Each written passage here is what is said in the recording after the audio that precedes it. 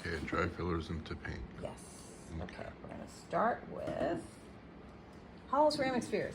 So we sell all these dry fillers, dry, in these deli pints. Mm-hmm. And you can make them into really cool paint. That's why they're called dry fillers. Yes. Okay. And I'm about to show you how you do it. It's basically the same process for all the dry fillers, but we'll do a few. Okay. Okay, we're going to start with hollow ceramic spheres. These are really cool. They are. And they're especially cool once you add color to them. Here's a cool sample. Super This has cool. glitter added to it too. It's super matte, super cool. The hollow ceramic spheres themselves. Okay, so here's how you do it. You take a cup, you take your dry filler, you put it into your cup. The amount that you would like to make into a paint, like the volume of your paint. Say you want to make a half a cup of paint, put that much in your cup, because the dry filler itself is going to be the bulk of the paint, right? Because you don't see the acrylic here. Right. And the advantage over mixing it yourself is you're not buying a gel. You're not buying a pumice gel or glass bead gel. You're going to mix this yourself, so it'll be solid texture. Okay, so this is how you do it. Start with your texture, your dry filler. Then you want to add, especially if it's a fine powder like this, a little dispersed water. This is a surfactant. This is something that's in all paint. It helps wet things. So this is going to let us not add a bunch of acrylic. So I'm going to add just, what do you call that, like 1%, 2%? Yeah, 1%. Yeah, it's just a little squirt. Then I do about... So it generally just reduces the surface tension, right? Yes, Oh, okay, reduces the surface tension. I'm Okay, going to add a good. little bit of water as well. Okay. The goal here is to get this to be Wet sand. like wet sand. Yes, we don't want it to be liquefied, just wetted.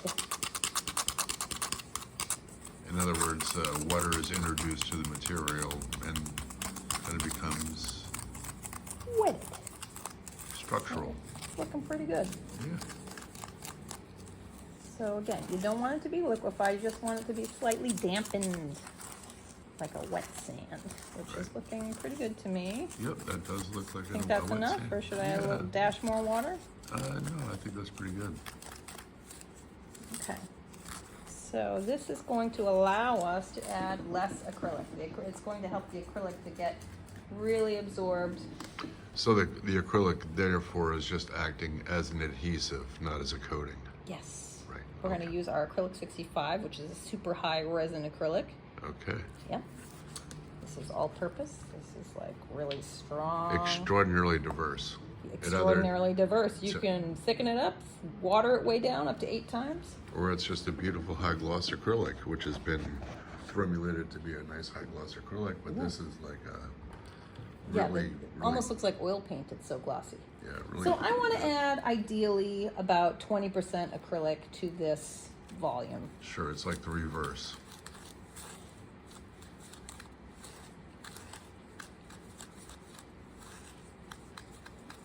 I was talking, not watching. I think I needed to add a little bit more. Yeah.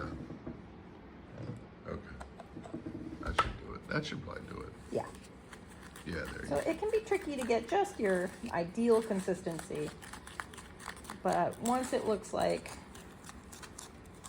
it's been really wetted, and now that looks really nice and pasty and great to me. That looks perfect. You can put that right on. I can put that right on my surface. Is that birch ply? That is birch ply. You know what I forgot to do? What? I meant to put flat white base down first. I mean, this would adhere to the birch ply. Sure. So on this, in this sample, we're gonna go ahead and do that. But I'm gonna put flat white base down on the rest of them. Okay. Yeah. Because that's just, the better idea. Get your like high resin gesso on there first. Okay, I'm gonna try to find the intermission music while you do that. All right.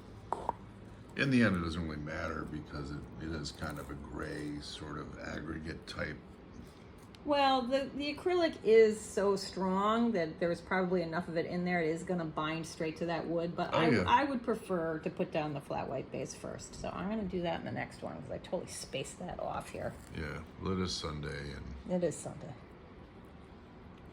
So depending on how you trowel this on is how your texture is going to appear. You know, whether it appears a little more Flat. smooth like that, Yeah. flat. Yeah, I could also have put a little bit more acrylic in this to help it go down. But you know, this is going to be like, this is going to dry just like this, super textural. Yep.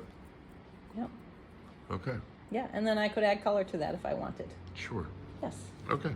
Okay, so that's Hollow Ceramic Spheres. All right.